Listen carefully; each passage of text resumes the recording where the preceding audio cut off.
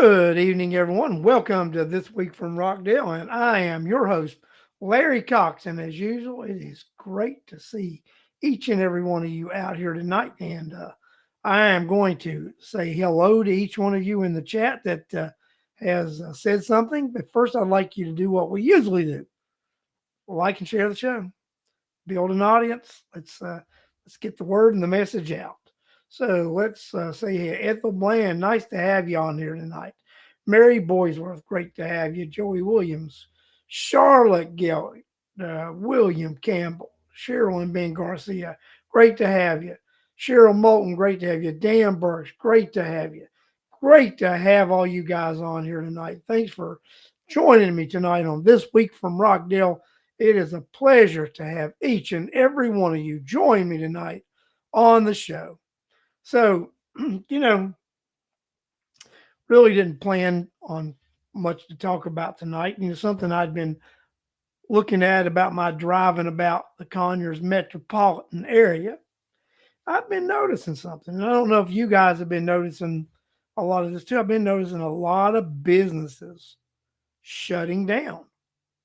I've been noticing a lot more open storefronts. Um, that's sort of contradictory to the growth thing that the county talks about and expanding the housing when you have businesses shutting down in a community. Um, Happy birthday, Corliss. Happy birthday, Corliss. That's Cheryl Garcia put that out there. So happy birthday, Corliss. So, let me ask you, am I the only one noticing the businesses and the storefronts and everything becoming more abundant in Rockdale County, that these things are closing and that it's not a hustle bustle business atmosphere that the county and the city would like you to think exists in Rockdale County. Just I want your interaction on this. Uh, well, I know GDOT bought some of them, right? That's true. Some of the gas stations and some things like that. But I've been seeing more things. Just for example, O'Charlie's shut down um, in the past week. That's an eatery. We cry and becker for more eateries, and you have an eatery that and a restaurant chain that are closing some of their less performing chains, and the one in Conyers was apparently one of their less performing chains, and it got shut down. And I understand there's some widening projects going on around, but it's more than that. I see a lot of open storefront. I see a lot of things closing in Rockdale County. I don't see the business environment that they claim exists, and I think a lot of it results right back down to taxes.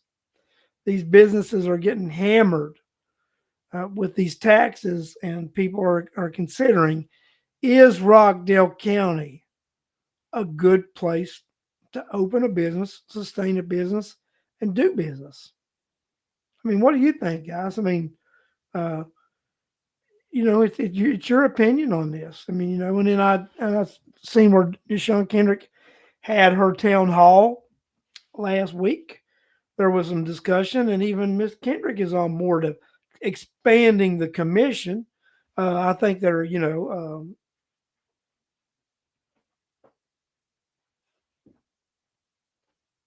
I'm just wondering, what that looks like. I think all of the delegation is on board now that the commission needs to expand. Seems like they're also on board. It needs to be districts. I think one of the things they're not on board about is split, is about the county manager and the countywide position. You still have the those folks out there, like former Chairman Oden, that are trying to still push that ancient, outdated uh, chairman position, uh, elected, the CFO thing. I don't think it's proven it doesn't work for Rockdale County. It's proven, and we've had two chairmen in a row that have been overbearing and overzealous, and it shows. That's just fact. Does somebody ask, do you think that um, uh, Chairman Odom was a good chairman? The answer is no. Chairman Odom was as bad a chairman as Chairman Nesbitt. Um,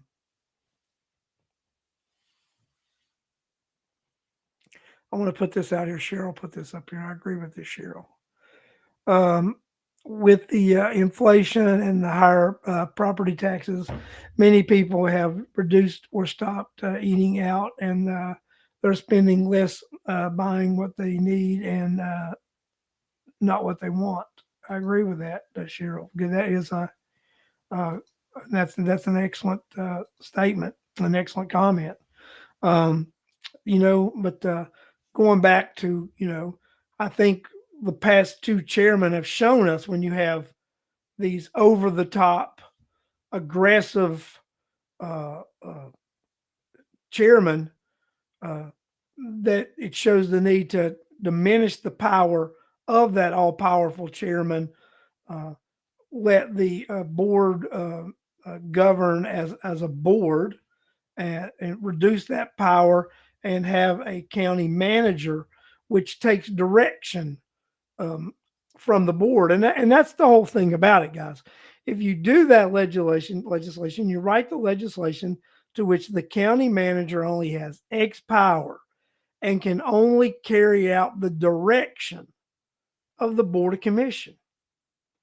The if you write that type of legislation, the county manager is as only powerful as you allow it in the legislation.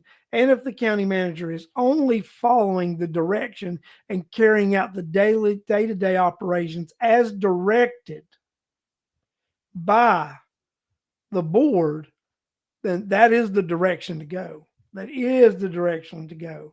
Um, you know, I think that Cheryl hit the thing on the head with the inflation, just as high as things are with and you can, sales are sort of iffy at these restaurants. They're up and down all over the place. It's still hard for them to get enough employees. Um, People don't feel like waiting, so it's very interesting when you look at what's going on in that industry. It is a very interesting industry. So it would be, what do you do, and what businesses like that are viable in a community like Rockdale County? And we talk about, when you talk about income variance as far as median income, the when you go outer county and city, the city's median income drops substantially versus what the average median income is when you look at county-wide. I think there are like 17, 18,000 residents in the city of Conyers. We're having this election right now. We'll be lucky that 1,000 people participate in this city midterm election, and that's a shame. But that's when we talk about the importance of people participating in the electoral process. Again, this is one of the reasons why bad politicians, bad public servants continue to get elected, is because not enough people vote. Um, the majority of the people don't care for the individuals that are in office, but not enough of them actually care to get out one of those days and cast a vote against those incumbents who just continually do harm to this community. And that's the thing that each of us need to do as concerned citizens and concerned members of the community, is to get our friends and neighbors to participate in the electoral process. Go out in that primary election and vote against individuals who hold office. That's the only way to make a difference in Rockdale County at this point. It's to turn the tide, defeat incumbents, um, and get voters to actually care, get citizens to care enough to become voters. That's a more realistic way to put it. It's to get citizens care enough to become voters and participate in the electoral process. It's what we have to do. We have to care enough, to put ourselves out there enough to vote. We have to care enough to put ourselves out there as candidates, willing to make a difference, putting yourself in the crosshairs of criticism, of talk.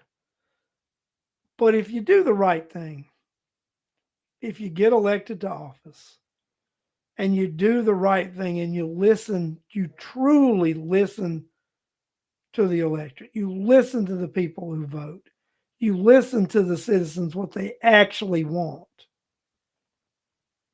then you right the ship. And unfortunately, what we have now is people not listening to individuals in the community. They're doing what they want to do. And most of the time, when you have politicians do what they want to do, and it's against the will of the community, then it's about lining their pockets, getting wealth, acquiring things. That's what it's about. It's about corruption and graft. So, you guys have heard me say this many a time, and I'll say it again. The key to this is to elect people who don't need the salary. Elect people who will treat it as the part-time servant job that it is, that don't actually need that income. Elect someone who doesn't need that income. And that's a start. Elect someone who doesn't need that income that comes from that elected office. Elect someone who's not going to make that elected office their full-time job. If you do that, then you're setting this community and yourself in a direction to succeed. When we allow politicians to become full-time, that's what happens. Somebody here, they live in Rockdale, North Rockdale, and they're tired of their taxes going up every year. I moved here and they moved here, and it's not 29, 25 because they're a time traveler if they did. So, but I get it. Taxes are going up repeatedly. We got those exemptions this year, and we got those things from the state, and your taxes appeared not to be as bad this year when you got that relief, but that's temporary relief, 2015. That's temporary relief. Next year, when that relief is not there and you feel the blunt of this tax increase, plus the tax increase they're going to throw on you next year, I agree with you. It is going to be unbearable, the amount of taxes that we pay here in Rockdale County. It's not sustainable. The tax rate that we've got on the citizens in Rockdale County are not sustainable. So I want to talk about a few things. You guys all know I'm running for the Board of Education. So I want to go ahead and throw out some of the things I'm going to talk about as I run for the Board of Education. So what I intend to run as my platform, what I intend to suggest once I'm elected to the board, is I plan to want to do a 15% tax, a 15% budget reduction over a 2-year time period. And what I would do is call for a 7.5% reduction the first year and an additional 7.5% the second year, which would total 15% in the budget reduction. And what I would ask that we do with that budget reduction is pass that on to the taxpayers in form of tax relief to the citizens of Rockdale County. So let me, I've seen the 2015 now. So what I would propose again is this: over the first 2 years I would, that I would come in office, I would propose that we do a 15% budget decrease over a 2-year time period. That we do a 7.5% budget decrease each of those 2 years to get to that 15%. Then we look at, after that 2 years, we look at that 15% and can we cut additional? At that point, do we do the next 2 years at 5 and 5? So that we end up with, over a 4 year time period, a 25% budget cut. That's what I'm going to propose. On my platform is this, and this is the thing about it. We've got to take care. We got to do two things when we look at the educational system in Rockdale County. You do have to provide quality education to students, and I think that you can do that by focusing on the basics: reading, writing, and arithmetic. Eliminating programs that are just foo-foo programs. Eliminating uh, uh, uh, top tier positions in the board office, some of those 150 and $60,000 positions that I don't think are necessary to provide a good quality basic education, focusing on reading, writing, and arithmetic. So we can start out by eliminating positions we really don't need. And I think that first year, to get that 7.5%, it can truly be forced reduction at the board office level.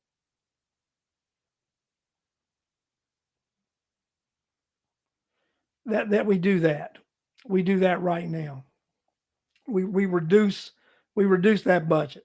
Because I'm going to tell you, you can cut any budget 15 to 25% and still maintain crucial functions. During COVID, 3 years in a row, I believe.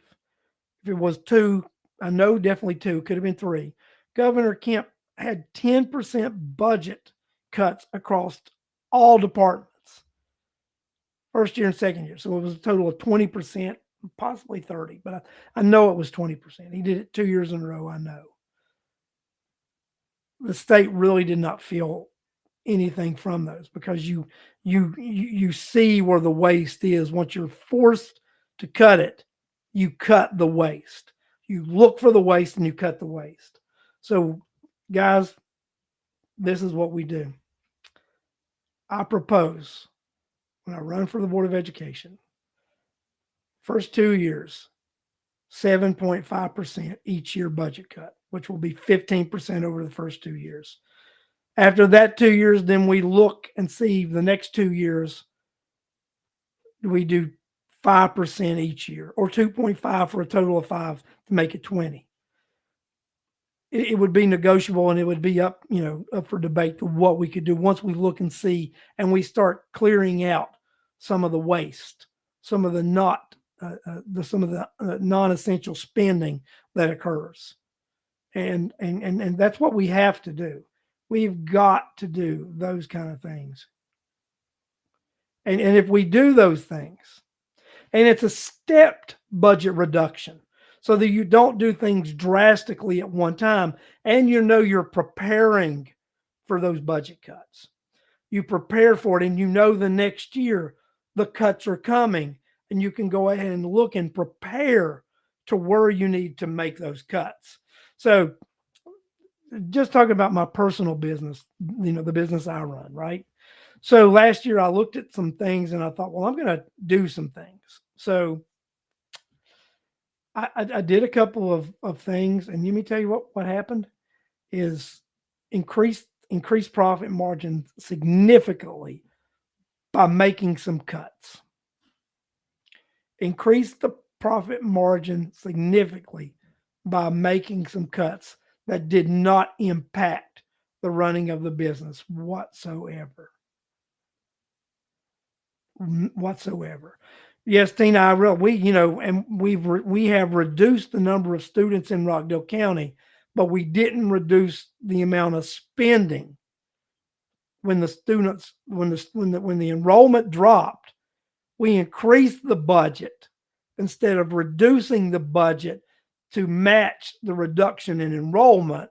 We increased the budget to add additional dollar spending per student, with not getting any value from it, because we're not getting additional educational value. The second another thing that I'm going to run on and propose is that the board quit nominating themselves and and and and and uh, promoting themselves of winning these fake awards. Um, I'm in the construction industry, guys, and and I belong to different associations and such and this and that. And about 10 years ago, I worked for a company, and well, no, it was like 15 years ago. My bad. Time flies, right? 15 years ago, and I was running a project. I was a project manager on a project, and the ownership applied. They put in an application for what they call a partnership award, and it was the strategic thing that you win or whatever that you but you like uh, you actually by belonging to this association, you get to nominate yourself and put this proposal together of why you should win this award. So we end up winning this award, and it was for coordination and cooperation, partnership award. And I'm going to tell you, this project had no partnership whatsoever. It was a very difficult project. We had a very difficult owner and the owner that's the individual who actually is the uh, uh, like if it's a military base, it would be uh, the Navy or the Army or whatever, and then they're the Corps of Engineers, and the Navy has a different construction consulting organization that does that. So that would be the owner. And there was really no cooperation during this project, and we won this partnership award. And I said, how in the world did we win this partnership award when this was probably one of the worst partnered projects I've ever worked on? And do you know what I was told? Well, we were the only ones that applied for it. So we were the only ones that applied for the award. So we won the award. And a lot of these awards they win, it's you if you apply, you get the award. If 100 people apply for them, everybody gets them as long as you fill the application out properly and meet the minimal guidelines that are set for this. So we need to quit pretending that we're an award-winning educational system when we're not. Quit promoting these false fake awards and live in reality. Yeah, I mean, like I said, we won that, and that's not the only ridiculous award that I've won while being in the. And I won this. We won this award once for this, product that was put down and supposed to be the greatest thing since sliced bread or whatever. Well, how did we win that award? Well, we were the only people to use that product, and it was a terrible product, but we won an award for using the product because we were the only one that used the product. That's crazy. And it's ridiculous. So, a couple things that I talk about here, right? Cut the budget. Cut the budget first 2 years, 7.5% each year, total of 15%. Look at the next next 2 years, maybe do 2.5 to 5% each year for maybe make it a total of 20 to 25%. I think that 2.5% would probably be easier to swallow over the next 2 years and make that 5% and over a 4-year time period, cutting the budget 20%. But while cutting that budget 20%, we pass those savings on to the taxpayers and homeowners of Rockdale County. And it's a partnership. There would be a true partnership between the citizens of Rockdale County who are financing the educational system in Rockdale County. And then we go out and third thing, which is probably my number one thing really, is to not renew Terry Oates's contract and do a nationwide search for a superintendent who would come in with a new vision, out of the box thinking, focus on basic education, and get Rockdale County's educational value to where it needs to be. Because if we want to enhance the workforce in Rockdale County, if we want to draw employers to Rockdale County, one of the first things that employers look at is they look at how your educational system ranks and are you preparing individuals to enter the workforce. And right now, Rockdale County is not preparing our youth to enter the workforce, not whatsoever. So I looked at a national ranking, and nationally, when you look at school districts and such and whatever, Rockdale County ranks like 73rd, no, 7,300 and something, between 7,000 and 8,000. So,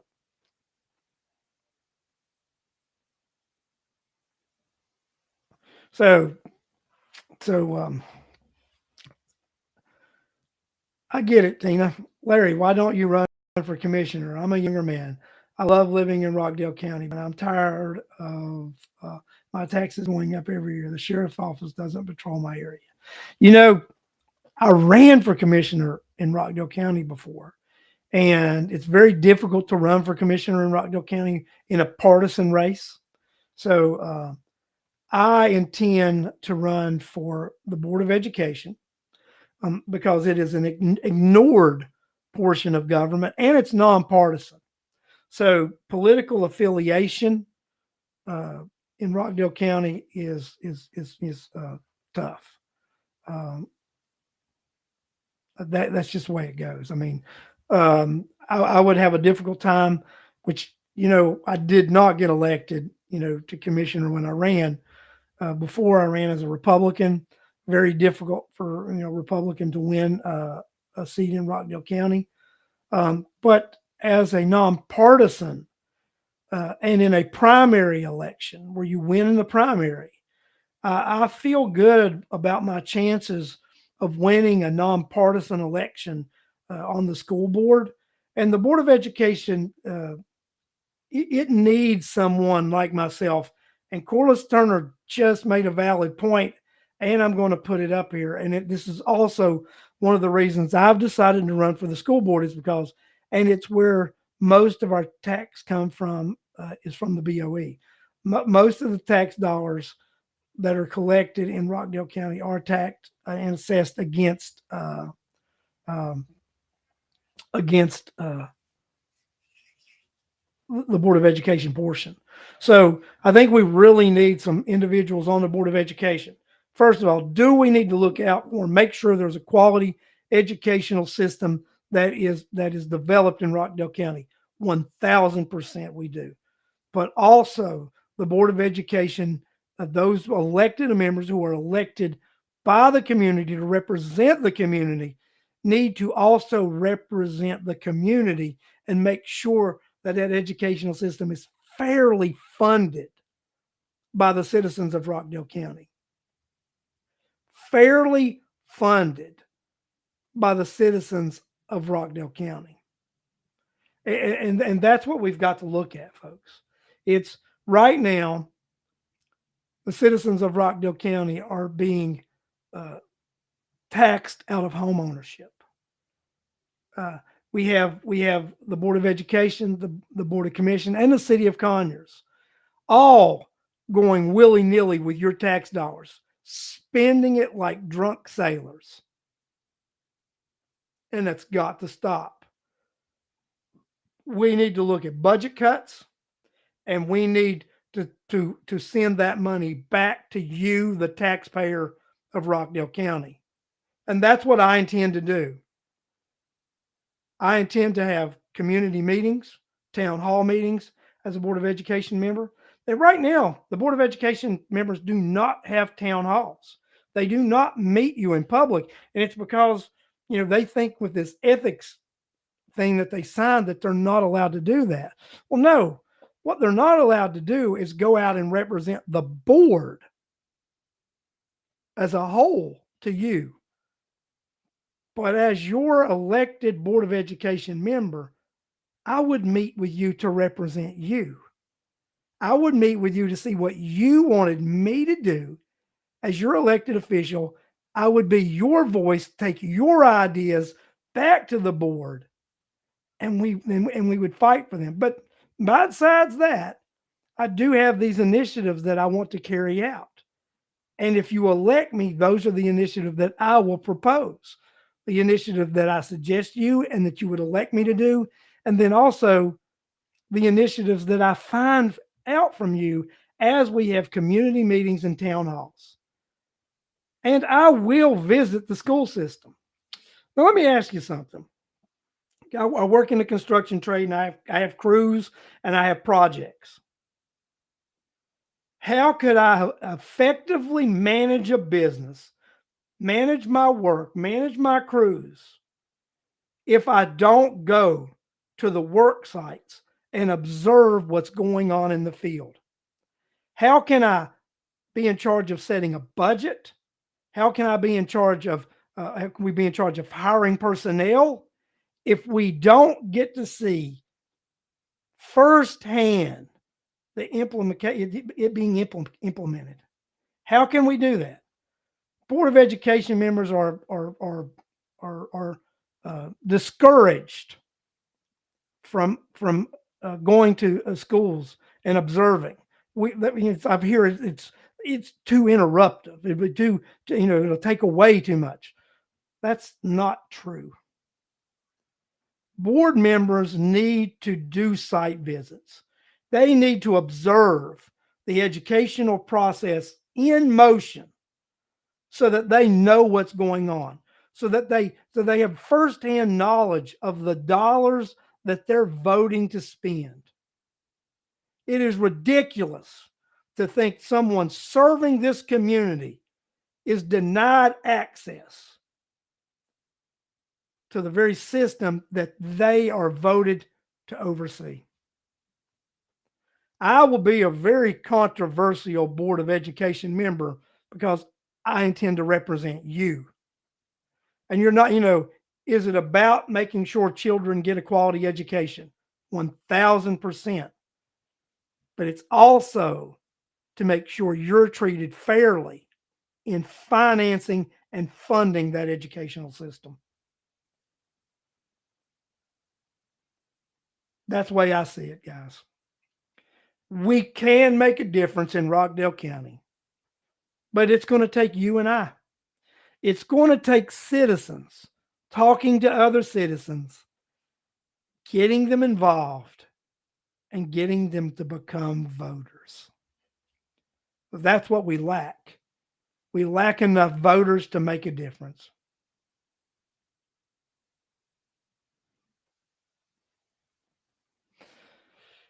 I do believe we need 3 high schools in this county. I think the when you look at the numbers, it does justify 3 high schools. Uh, um, but I do think you're correct. I think with the downward trend, at some point, consolidation may come into play. I come from a county in West Virginia. At one time, there were 7 high schools across that county. It's a county 5 times larger than Rockdale County. There are 3 high schools in that county now and not 7. And it's because population decreased, enrollment decreased, and consolidation had to happen. So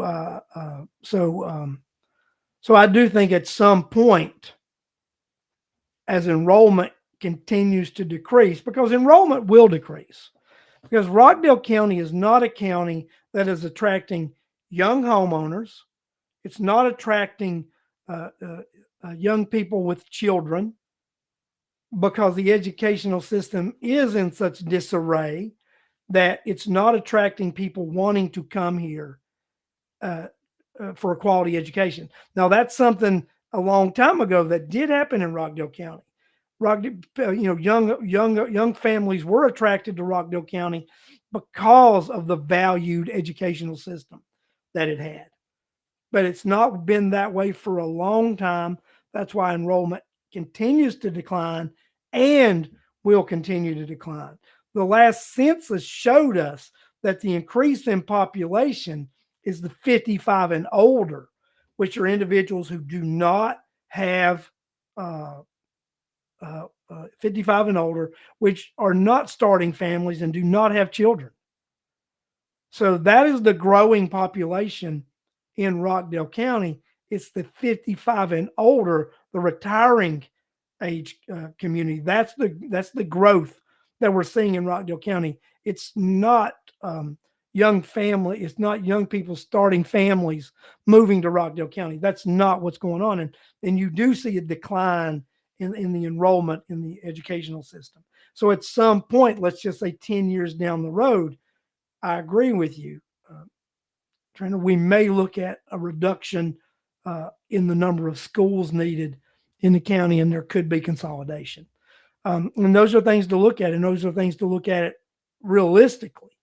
That what we may have to do in this county, and and that will affect budgets, and it'll affect a lot of things. But that's something we need to keep an eye on, and something we need to watch. Guys, let me tell you, I talked a lot more here tonight than I thought I was going to. I appreciate each and every one of yours interaction tonight in this show. I appreciate the loyalty that this show gets from a lot of the audience here. And guys, like I said, your opinion matters and is valued by this host and by those others watching this show. So thank you for your comments and thank you for your opinions. Guys, I want to tell you what. I think that Rockdale County has potential, and it has a future if we can talk people into voting. Mr. Trenner, let's talk people into voting. Let's talk people into making a difference. And if we can turn this thing around and get some incumbents out of office, then I'll talk you out of moving out of Rockdale County. But I'm going to be honest with you. If we keep these same clowns in office that we have right now and they still get elected, I'm not going to talk you out of moving out of Rockdale County. I might help you find a real estate agent. And that's reality. That's the truth. That's the truth. So thank you for going to go and vote, because that's the first step is being a concerned citizen and turning that into being a voter. So guys, I want to thank you for joining me tonight, and I look forward to being back on air next week. I'm going to talk about things that are going on in the community, and I'm also going to talk about my campaign and what I want to do when running for the Board of Education. So what I would love you to do next week, invite some friends to watch the show next week. Invite some people to watch the show. We'll talk about some events going on, and then we're also going to talk about my running for the Board of Education. I will repeat some of the things I've said and talk about other things that I think is vital to the educational system in Rockdale County, and we'll talk about those things. So thank you and good night, everyone. And I can't wait to see you next week, 8 p.m. on This Week from Rockdale.